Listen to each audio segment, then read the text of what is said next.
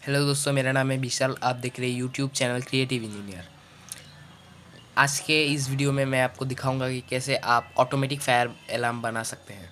Automatic fire alarm बनाने के लिए आपको चाहिए एक breadboard, double sided sellotape, starter, buzzer, 9 volt battery connector. तो आपको स्टार्टर खोलना है। इसके अंदर आप एक बल्ब जैसा चीज़ मिलेगा, उसको तोड़कर वायर कनेक्ट करना है। मैंने पहले से ही कर रखा है। फिर आपको ब्रेडबोर्ड पर एक स्विच सर्किट बनाना होगा। पॉजिटिव वाला यहाँ पर और नेगेटिव वाला कोई यहाँ पर लगा देते हैं।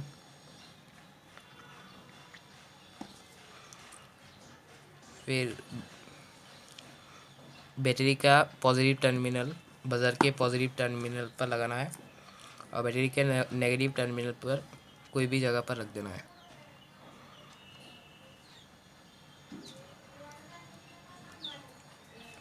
फिर आपको ये बल्ब लगाना होगा।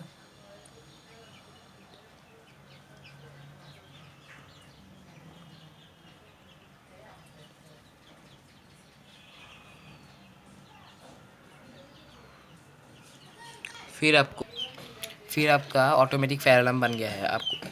हम इसको टेस्ट करते हैं।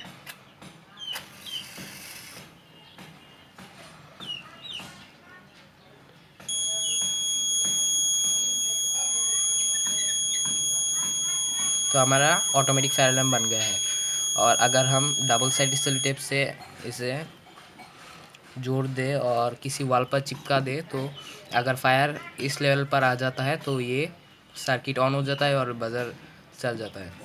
थैंक यू दोस्तों मेरा वीडियो देखने के लिए। अगर आपको मेरा वीडियो अच्छा लगे तो इसे लाइक करना, शेयर करना, कमेंट करना और सब्सक्राइब ज़रूर करना।